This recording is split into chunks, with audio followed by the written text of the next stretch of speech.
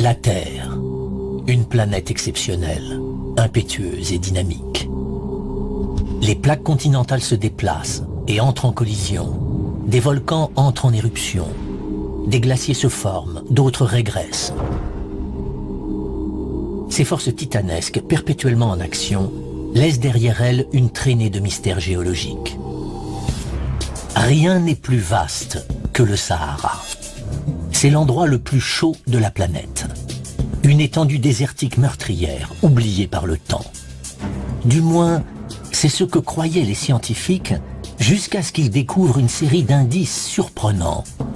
Des fossiles de créatures marines, des coquilles d'eau douce ensevelies par le sable, des restes humains dans des villages primitifs.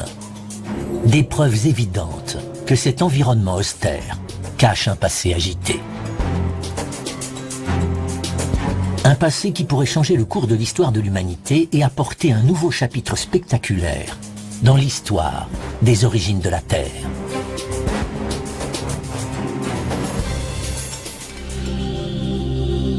Le désert du Sahara en Afrique est aussi vaste que les États-Unis. Le sable de cette gigantesque étendue pourrait à lui seul recouvrir le monde entier sous 20 cm d'épaisseur. C'est le plus grand désert et le point le plus chaud de la planète. La première fois que j'ai vu le Sahara, j'ai été frappée par l'aridité de ce paysage. C'est comme si le vert manquait à la palette de couleurs lorsqu'il a été créé. Il n'y a rien d'autre que des tons de gris et de marron, et pas le moindre signe de vie. La mission de Jane Smith consiste à découvrir des indices permettant d'expliquer la stérilité de cette terre. Ses recherches commencent à l'extrémité est du désert, en Égypte. Non pas dans les dunes du Sahara, mais dans l'une des structures les plus grandioses jamais construites par l'homme, les grandes pyramides. Les blocs de pierre de cette merveille antique abritent un indice remarquable concernant l'histoire de ce pays et bien antérieur à l'époque pharaonique. Si l'on observe d'un peu plus près les blocs de pierre qui constituent ces pyramides, on aperçoit de magnifiques fossiles marins. Les plus faciles à distinguer sont ces disques plats d'environ 2,5 cm, connus sous le nom de numulites. Ce sont des organismes unicellulaires. Numulus signifie petit écu en latin. Ce sont des organismes unicellulaires, parmi les plus gros ayant jamais existé. Dans des temps anciens, ces blocs étaient taillés dans des carrières du pays, puis traînés vers le chantier. Chaque bloc de pierre pesait 2,5 tonnes et il en fallut 2 millions, sur plus de 20 ans, pour construire la Grande Pyramide. Chose incroyable, jusqu'à 40% de chaque bloc est constitué des fossiles de ces créatures marines primitives. Plus important encore, ces numulites vivaient il y a 40 millions d'années, en milieu aquatique uniquement. Ça prouve que ce lieu, aujourd'hui désertique, était autrefois recouvert par l'océan. On évoque souvent la construction des pyramides, mais on n'imagine pas que les blocs qui les constituent contiennent ces superbes fossiles. Le Sahara est aujourd'hui le plus vaste désert au monde, mais ces minuscules numulites laissent supposer qu'il était autrefois bien différent. De l'eau recouvrait peut-être cette étendue aride. Jane Smith se dirige plus dans les terres pour approfondir cette incroyable idée. Elle se rend dans une vallée désertique reculée, non loin des carrières où furent extraits les blocs de pierre. Ce lieu s'appelle Wadi Alitan. Des centaines de fossiles jonchent le sable. Ils ont été découverts en 1983. Mais ils n'ont rien à voir avec les minuscules numulites. C'est une baleine.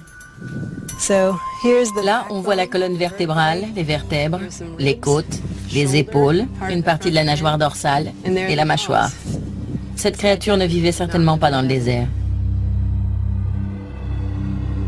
Il s'agit d'un fossile de Dorudon, un ancêtre de notre baleine, disparu il y a 36 millions d'années.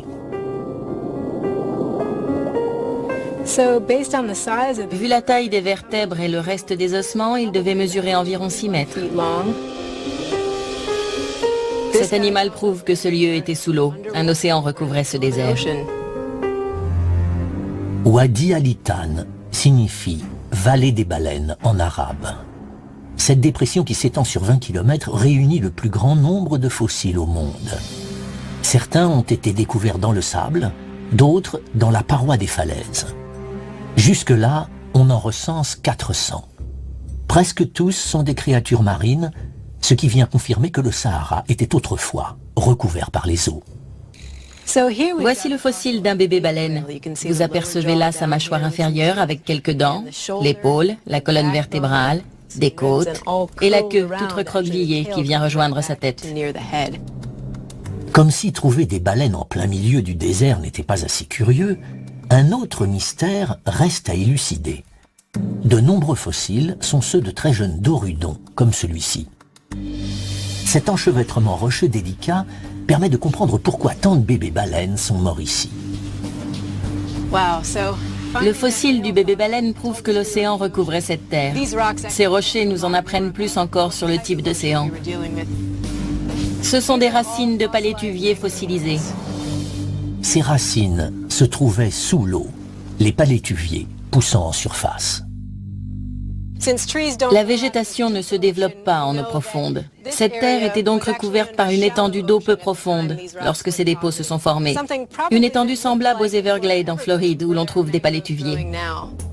Jane Smith a découvert le rivage de cette mer primitive. La faible profondeur des eaux permet d'expliquer pourquoi tant de jeunes animaux les peuplaient. Du fait de la présence d'un si grand nombre de fossiles, on peut imaginer qu'il s'agissait d'une baie peu profonde et abritée, où les baleines venaient mettre bas. C'est incroyable de voir des fossiles de baleines dans un lieu où les précipitations sont actuellement inférieures à 1 mm par an. On ne peut trouver de preuves plus éloquentes du changement géologique. Les pièces manquantes du puzzle viennent s'imbriquer, révélant le passé aquatique du Sahara. Il y a 40 millions d'années, ce désert devait former au beau milieu de cette vallée une baie recouverte d'eau peu profonde, d'un beau bleu-vert tropical. La côte s'étendait à l'horizon et des palétuviers poussaient dans les zones peu profondes. Des forêts pluviales et des marécages devaient recouvrir les terres. Les baleines ont dû dériver vers cette côte, attirées par l'abondance de nourriture. Mais cet océan est sur le point de disparaître. Les fossiles marins retrouvés en Europe et en Afrique prouvent que cet océan s'étalait sur presque toute une moitié de la planète, reliant l'Asie à l'Atlantique. Il s'agit de l'océan Thétis, sous lequel une grande partie du Sahara est immergée. Reste à savoir quand et comment cette étendue luxuriante est devenue le désert aride que nous connaissons aujourd'hui. La réponse vient non pas des schémas climatiques, mais de la géologie. Le continent africain tout entier repose sur une gigantesque plaque d'écorce terrestre. Il s'agit d'une plaque tectonique. Et il y a 40 millions d'années, à l'époque éocène, cette plaque est en mouvement. Des baleines nagent donc dans cet océan de l'Éocène à Wadi Al-Hitan, tandis que la plaque africaine se déplace vers le nord. L'Afrique vient heurter l'Europe, refermant l'océan Thétis. Mais la plaque africaine continue son chemin. La partie nord de l'Afrique s'est surélevée, faisant ainsi reculer l'océan Thétis. Toute cette zone du nord de l'Afrique est à présent émergée. Elle est comme sortie de terre. Les baleines de Wadi Al-Hitan se retrouvent isolées et prisonnières dans une étendue d'eau qui ne cesse de diminuer. Le Sahara vient de faire ses premières victimes. Désireux de connaître le passé du Sahara, les géologues ont découvert jusque-là 2 éléments importants. Des fossiles marins au cœur des grandes pyramides d'Égypte prouvent que les blocs de pierre étaient autrefois sous les eaux. Des squelettes de baleines révèlent qu'une mer recouvrait une grande partie du Sahara il y a 37 millions d'années. Alors que les puissantes plaques tectoniques font émerger le Sahara, un marécage tropical se forme. Afin de comprendre ce qui a pu le transformer en l'étendue désertique que nous connaissons aujourd'hui, Les scientifiques doivent déterminer avec précision quand ce désert s'est formé. Mais les clés de ce mystère sont cachées là où on s'y attend le moins.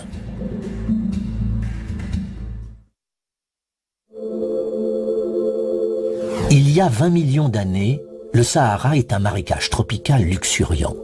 Les géologues essaient aujourd'hui de découvrir ce qui s'est passé par la suite. Aujourd'hui, le Sahara se trouve sur ce que l'on appelle la ceinture désertique, une région aride au nord de l'équateur. Ici, des vents violents débarrassent le ciel de ses nuages et assèchent le sol. Cette région s'étend du Sahara au désert du sud-ouest des États-Unis, en passant par le désert de Gobi en Chine. Le Sahara est le plus vaste de tous. Pourtant, les géologues ignorent presque tout quant à l'époque de sa formation.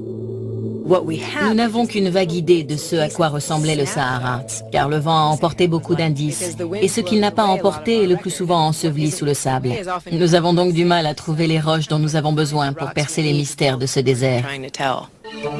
Le désert blanc est l'un des rares endroits offrant un indice relatif à la naissance du Sahara. Dans ce site d'une beauté époustouflante, les rochers présentent des formes spectaculaires. C'est incroyable. On dirait un champignon. Ces rochers en forme de sablier s'appellent des yardangs. Ils vont permettre aux géologues d'estimer l'âge du désert. Cette roche prouve elle aussi que ce désert était autrefois recouvert par les eaux. Il s'agit d'une sorte de craie constituée de milliards de micro-organismes marins. Les yardangs s'érodent très facilement, ce qui explique pourquoi ils sont si magnifiquement sculptés par le vent. Mais le vent est un créateur brutal. Il soulève le sable et le projette violemment contre les yardangs. Lorsque le vent érode la roche, on obtient cette forme caractéristique de champignon plus étroite au milieu. C'est parce que plus le vent s'éloigne du sol, plus il souffle vite. Il érode donc plus facilement la roche, mais il contient moins de sable, puisqu'il le récupère au sol. La partie du yardang la plus érodée, la plus fine, c'est donc celle où le vent souffle le plus fort, tout en transportant un maximum de sable. Il y a 40 millions d'années, le sommet des yardangs faisait partie du plancher sous-marin.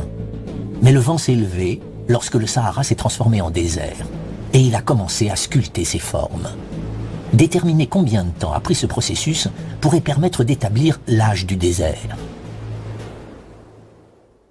C'est difficile de dire précisément combien de temps il a fallu au vent pour sculpter tout ça.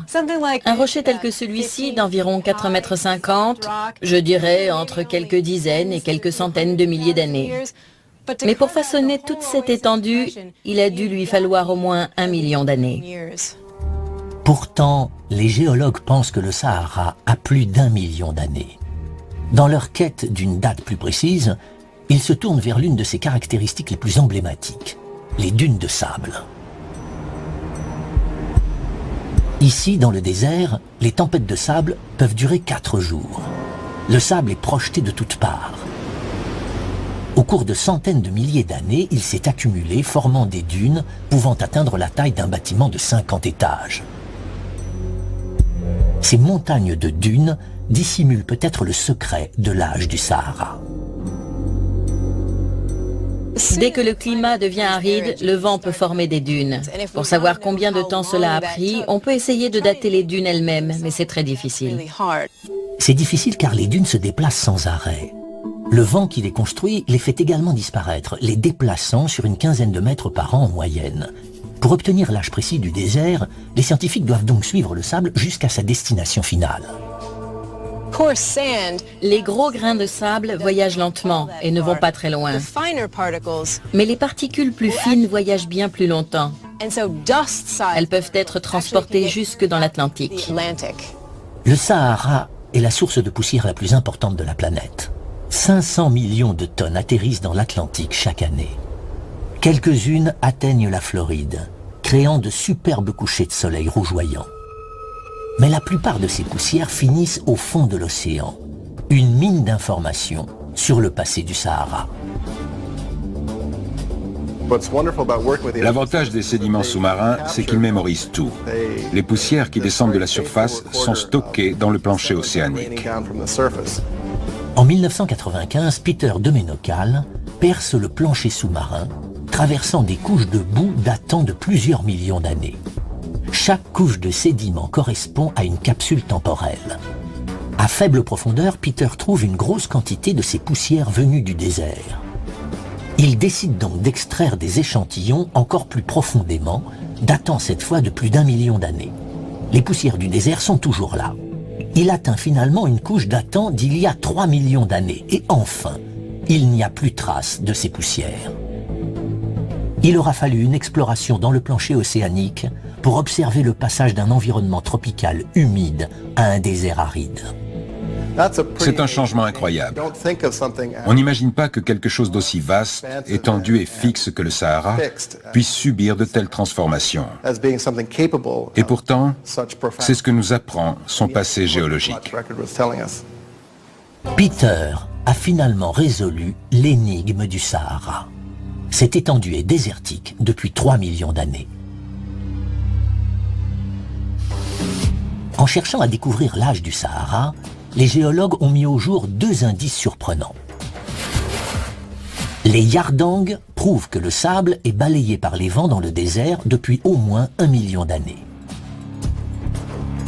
Des échantillons prélevés dans le plancher sous-marin fournissent une date plus précise.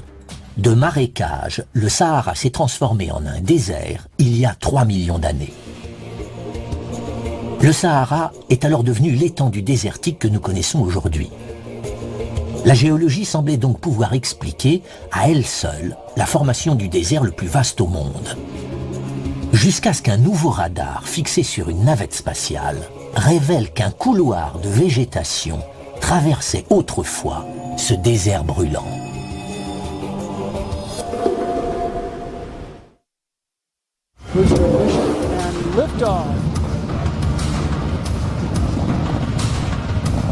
En 1981, la navette spatiale fait une découverte surprenante. À l'aide d'un nouveau type de radar, la NASA prend en photo une portion de 50 km du Sahara.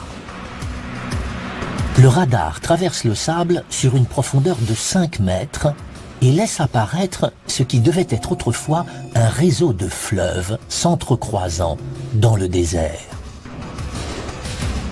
Cette découverte laisse les scientifiques sans voix. Il y a 3 millions d'années, le Sahara, qui était alors une forêt pluviale, se transforme en désert. Il semble maintenant qu'il aurait renfermé d'importantes quantités d'eau à un moment donné, durant les 3 millions d'années qui ont suivi. Les chercheurs suivent les images de la NASA jusqu'au nord de la Tunisie, au bord d'une dépression profonde dans le Sahara. C'est là que se trouve leur premier indice. Voici ce que nous recherchons. Regardez ces coquilles quasiment intactes. Ce dépôt en est largement constitué. Et ce ne sont pas des coquilles d'océan. Voici la moitié d'un Cadastradurnam glorcum, ce qui prouve l'existence d'un lac d'eau douce. C'est un spécimen parmi des millions de coquilles. Nous devons nous trouver près du rivage d'un ancien lac.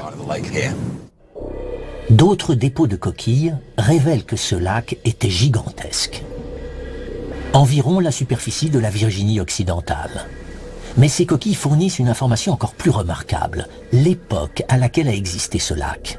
Une datation au carbone 14 indique que ces coquilles sont vieilles de 90 000 ans et conduit à la conclusion suivante. Vu la quantité de coquilles, il devait pleuvoir beaucoup aux alentours de ce lac et le Sahara devait être verdoyant. Les scientifiques se dispersent à travers le Sahara pour enquêter sur d'autres images satellites. Ils recherchent toute cuvette dans le paysage, qui aurait autrefois pu contenir une étendue d'eau douce. Les images radar prises par la NASA, associées à la technologie GPS, ont permis de retrouver des traces des lacs dans tout le désert, et certains étaient immenses. L'existence de 3 lacs différents a été confirmée par la présence de coquilles d'eau douce. Ces lacs étaient si étendus qu'ils ont été surnommés mégalacs. Voici l'autre rive du méga-lac. C'en était un parmi d'autres au milieu de ce Sahara verdoyant. Une fois localisés tous les lacs, Drake se rend compte d'un fait étonnant. Voici ici le nord de l'Afrique, et là, la limite du Sahara. Nous nous trouvons là, en Tunisie, avec un mégalac ici. Et nous savons qu'un autre mégalac se trouvait ici, au sud de la Libye. Et un autre, encore plus grand, ici, au Tchad. S'ils avaient tous atteint leur taille maximale, ils auraient couvert 10% du Sahara. Ce qui les aurait rendus 3 fois plus étendus que les grands lacs d'Amérique du Nord. Ce qui est aujourd'hui le plus vaste désert du monde abritait autrefois des étendues d'eau douce parmi les plus grandes de la planète.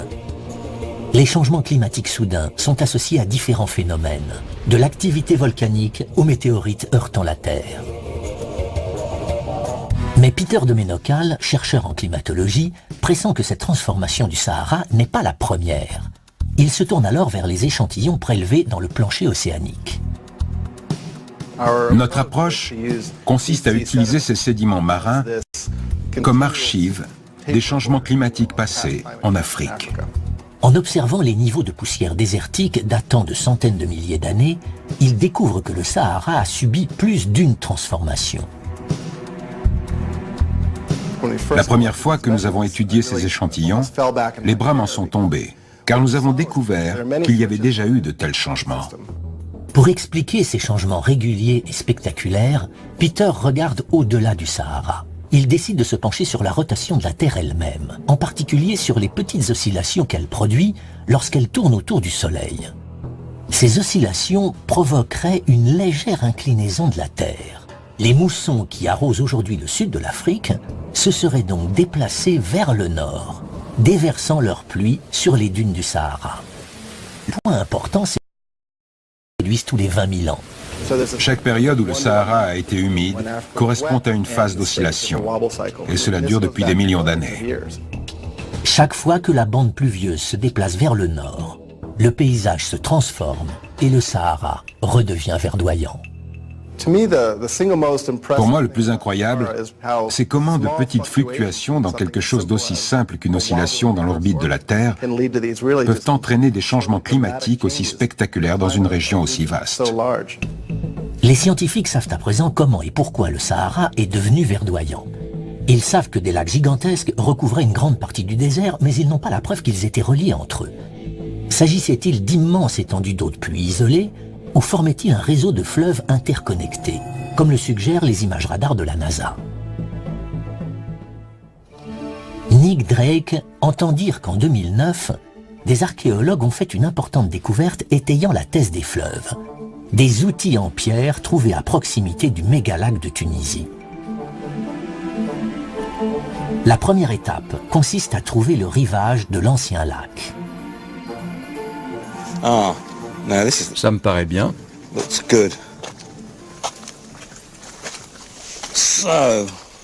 Voici des mollusques d'eau douce. Ces minuscules coquillages semblent confirmer l'existence du lac. Drake cherche à présent qui aurait pu s'abreuver dans ce mégalac. Voici une partie de la mâchoire d'un petit herbivore. On aperçoit 3 dents. Peut-être une gazelle. Des animaux devaient donc vivre dans ce désert lorsqu'il était vert. Voici un outil en pierre.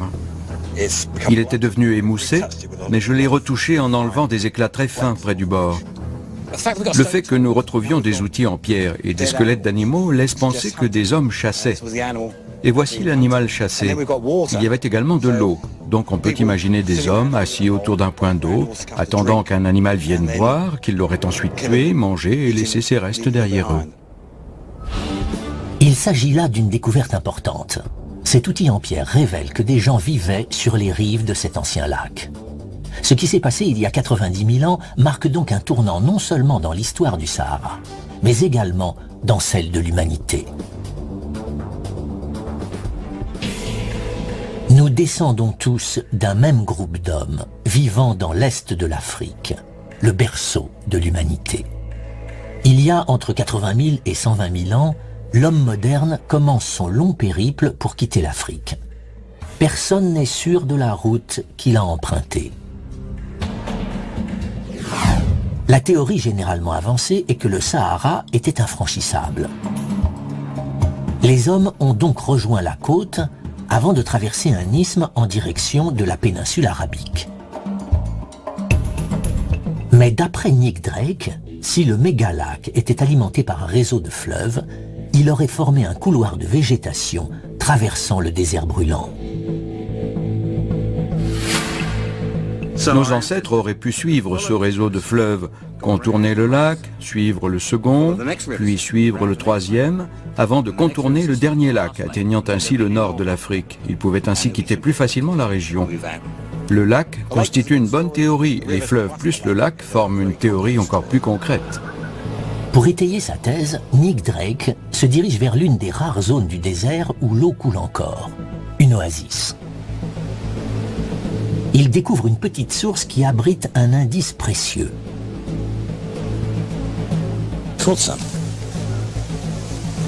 Super. Un cyclidé. Presque tous les cyclidés se trouvent au sud du Sahara.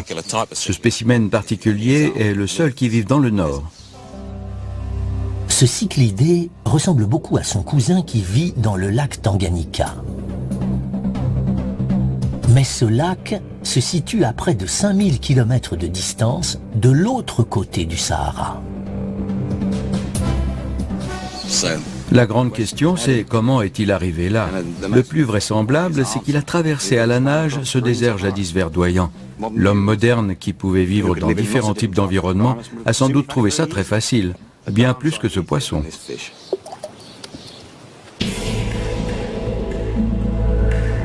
Ces fleuves et ces lacs ne vont pas durer.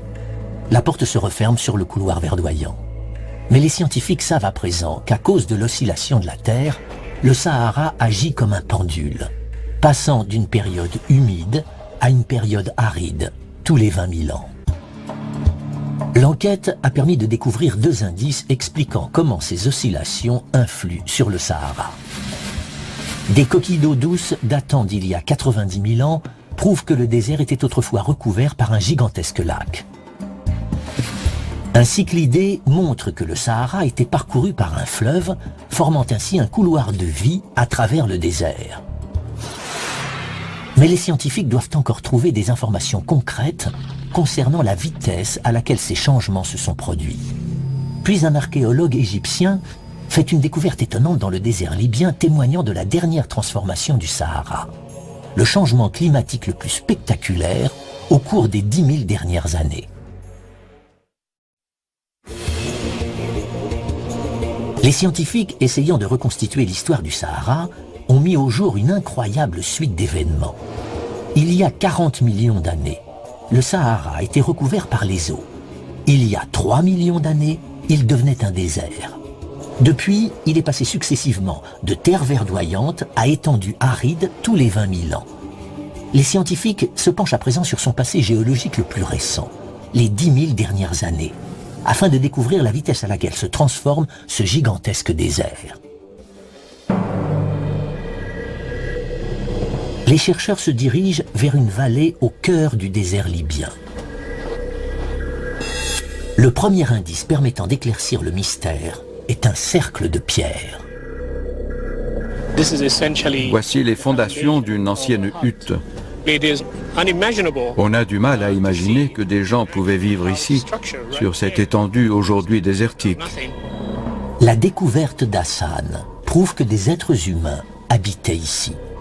La structure de cette hutte consiste en cette base circulaire formée de blocs de pierre placés verticalement et provenant d'une roche locale. La hutte devait former une structure semi-circulaire, probablement recouverte de peau et de branchages. Les hommes devaient l'utiliser comme abri. D'après Hassan, ces huttes auraient pu accueillir une petite communauté de 50 personnes environ. Il doit à présent déterminer de manière exacte l'époque à laquelle elles vivaient ici. Des perles en coquilles d'œufs d'autruche. Ces petites perles en coquilles d'œufs d'autruche sont clairement l'œuvre d'êtres humains. Ils se servaient de coquilles d'œufs pour faire des colliers. Ils taillaient de petits cercles qu'ils trouaient pour pouvoir y enfiler une ficelle et créaient ainsi des bracelets ou des colliers. Les coquilles d'œufs utilisées pour créer ces bijoux sont là elles aussi. Elles fournissent le second indice. Les coquilles d'œufs laissent évidemment penser que des autruches vivaient ici, ce qui est assez incroyable vu l'environnement. Il ne s'agissait donc pas d'une tribu nomade. mais d'une communauté de fermiers établis, élevant des animaux pour les manger. Hassan réalise une datation au carbone 14 des coquilles d'œufs d'autruche. Le résultat, des êtres humains et des animaux peuplaient le désert le plus meurtrier de la planète, il y a tout juste 7000 ans. C'est une preuve indéniable de la dernière explosion de végétation dans le désert. Une dépression dans le sol révèle que la pluie tombait ici durant les moussons. Ce dépôt de boue prouve qu'un lac profond se trouvait ici. Cette boue révèle l'existence d'une étendue d'eau qui aurait pu subvenir aux besoins d'un village. Vu la profondeur du lac, comme l'attestent ses couches sédimentaires, il devait y avoir beaucoup de végétation et d'animaux, et les gens devaient s'y sentir bien. En différents endroits du Sahara, les scientifiques ont retrouvé des traces de vie similaires. Des restes d'éléphants, de gazelles, d'hippopotames ou de crocodiles. Des peintures rupestres étonnantes décrivent même des hommes en train de nager.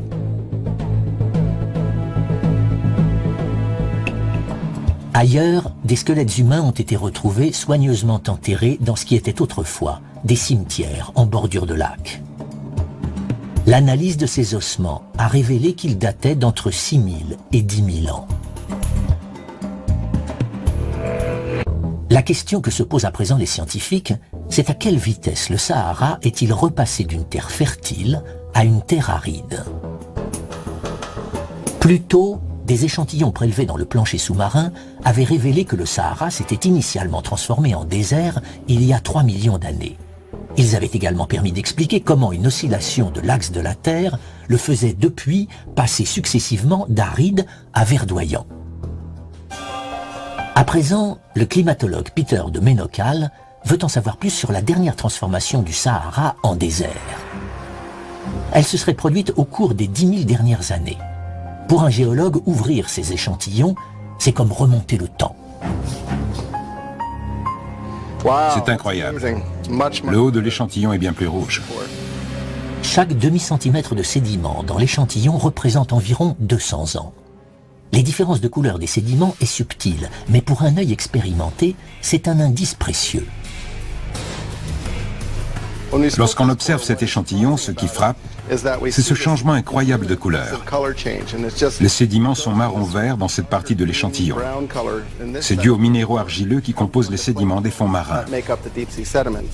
Les sédiments rouges, eux, correspondent aux poussières du Sahara qui ont été balayées par les vents. Lorsqu'on avance dans le temps, le marron continue de prédominer. Là, on arrive il y a environ 7500 ans. Et puis bingo, c'est là que le Sahara s'est asséché. On peut mettre le doigt dessus. C'était il y a 5500 ans. La proximité de ces deux couches montre à quel point le changement a été rapide. La transition entre un Sahara bien arrosé et verdoyant à un Sahara bien plus aride. On voit que cette transition climatique s'est produite en l'espace d'1 ou 2 siècles. Les scientifiques savaient déjà que le Sahara était un environnement en évolution constante. À présent, pour la première fois, ils ont une idée de la rapidité de ces changements.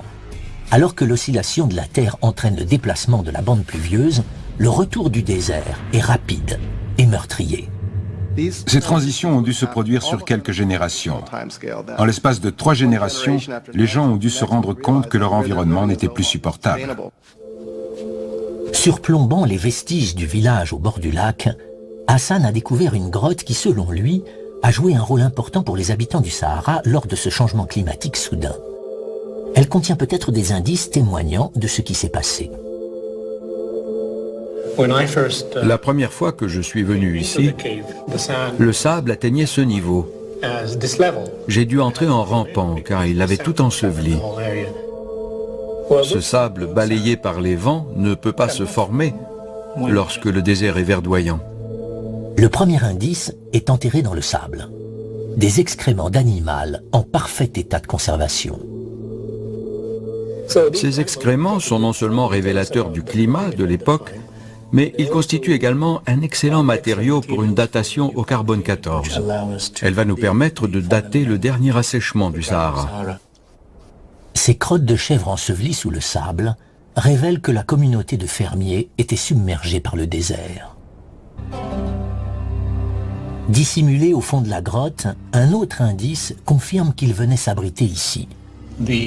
Cette grotte présente une caractéristique intéressante, des empreintes de mains. C'est une preuve incontestable que des hommes ont vécu ici. L'indice suivant suggère qu'autour d'eux, le Sahara commençait à se transformer inexorablement en désert. Voici un dessin intéressant avec ses longues lignes. Il représente un nuage en train de déverser la pluie. Elle commençait à devenir rare en ce temps-là, et les hommes devaient venir prier ici pour qu'il pleuve. Mais avec la mousson repartie à plusieurs milliers de kilomètres au sud, leurs prières ne pouvaient être entendues. Cette grotte devait être un lieu sacré très important pour ces gens à une époque où la vie devenait difficile. Finalement, malgré leurs prières, la force de ce changement sera si puissante qu'ils n'auront d'autre choix que de partir. Dans cette grotte, on trouve du sable et des empreintes de mains. Elles constituent le dernier témoignage laissé par les habitants du Sahara. L'histoire de cette grotte commence avec une inclinaison de l'axe de la Terre qui fait cesser la pluie au Sahara.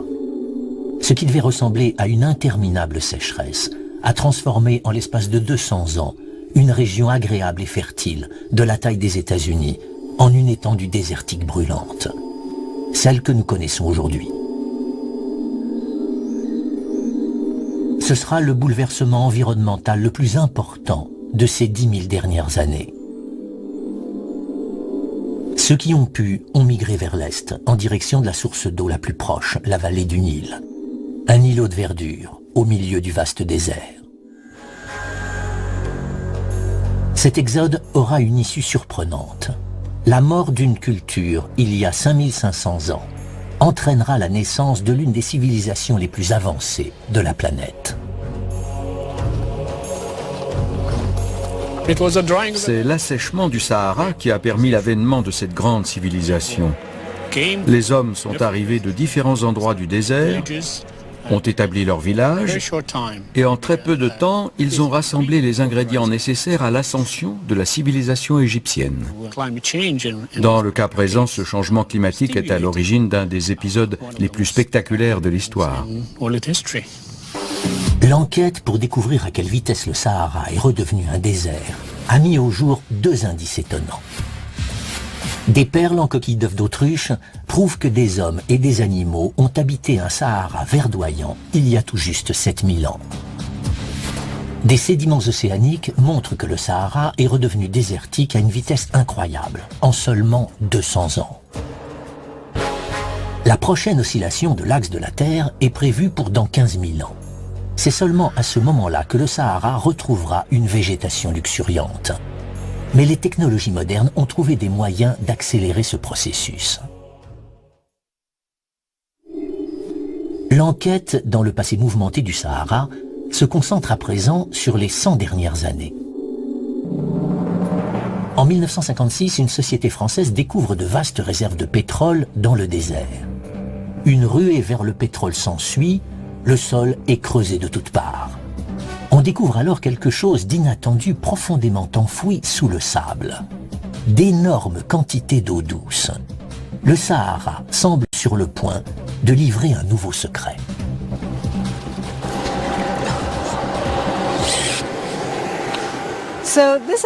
Voici un puits classique d'où l'on pompe l'eau pour l'irrigation des champs. L'eau est assez chaude, ce qui signifie qu'elle vient d'assez loin dans le sol. Plus le puits est profond, plus l'eau est chaude. L'eau des pluies du Sahara peut atteindre 66 degrés Celsius. Une température aussi élevée indique que l'eau pompée vient d'assez loin sous terre pour avoir été réchauffée par la chaleur interne de la planète. Des pompes comme celle-ci peuvent puiser de l'eau se trouvant à 1 km de profondeur, voire plus. Le désert privé de pluie depuis des années, cette eau doit bien venir de quelque part. Jane Smith identifie un nouvel indice. Lorsque je regarde les parois du puits, je vois que le fer les a colorées en rouge orangé. C'est de l'hématite, un minéral généralement présent dans l'eau qui a séjourné sous terre pendant longtemps. L'hématite et la chaleur de l'eau semblent indiquer la présence d'une réserve d'eau souterraine. Curieusement, d'importantes quantités d'eau se trouvent effectivement sous une grande partie du Sahara. Il faut chercher l'explication dans le grès. Le grès est constitué de couches de sable transformées en roches au cours de milliers d'années. Ce qui est incroyable avec le grès, c'est sa capacité à stocker l'eau. Cela est dû aux espaces poreux nombreux et assez gros entre les grains de sable. Si je verse de l'eau sur cette roche, comme ça aurait été le cas s'il avait plu sur le Sahara, elle est directement absorbée. Les scientifiques savent à présent que tous les 20 000 ans, une oscillation dans l'orbite de la Terre déplace la mousson vers le nord. Des pluies arrosent alors le désert. L'eau de ces pluies est en grande partie... Il s'agit du système aquifère des grès nubiens. Telle une gigantesque éponge souterraine, il absorbe l'eau sous l'Égypte, la Libye et le Soudan. Bien qu'il n'y ait rien d'autre ici que du sable et de la roche, sous mes pieds, il y a autant d'eau que dans les grands lacs d'Amérique du Nord. La présence d'une réserve d'eau, même éloignée sous terre, est surprenante, vu les températures torrides du Sahara. En 1922, en Libye, le mercure a atteint 57 degrés, un record jamais battu depuis. L'ironie de la chose, c'est que l'eau est protégée par le désert lui-même. Des couches d'argile recouvrent le grès, le protégeant ainsi des rayons du soleil. L'argile agit également comme un enduit étanche, retenant l'eau dans la roche et créant une pression. Les lignes de faille dans l'argile sont à l'origine des fameuses oasis du désert.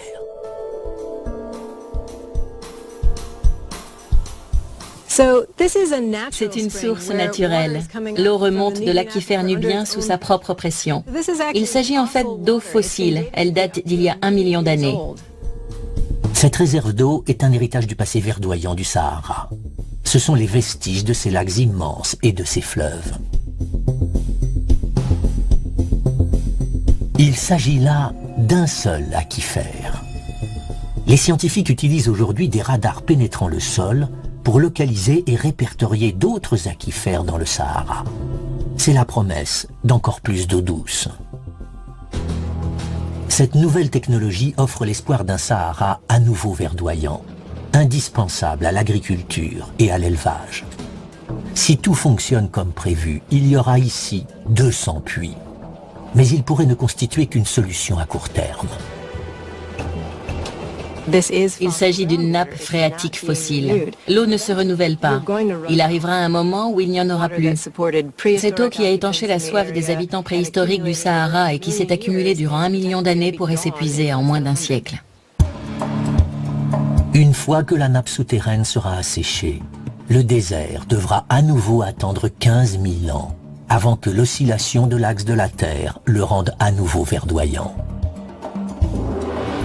L'énigme relative à la formation du Sahara et à sa transformation a révélé un passé agité. Des squelettes de baleines retrouvés dans le désert prouvent qu'il était recouvert par les eaux il y a 40 millions d'années.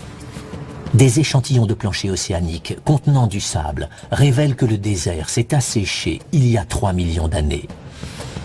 Des coquilles d'eau douce montrent qu'il y a 90 000 ans, une oscillation dans l'axe de la Terre a entraîné la formation d'immenses lacs et de fleuves.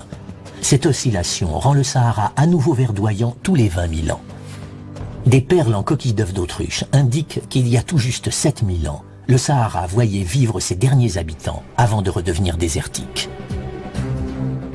Les secrets du Sahara ont finalement été dévoilés. Il ne s'agit pas d'une étendue désertique statique. Ce désert est dynamique et grouille de vie, pouvant soudain se couvrir d'une végétation luxuriante. Cette terre vaste et majestueuse continue d'avancer, de se transformer et d'évoluer, tout comme la Terre elle-même.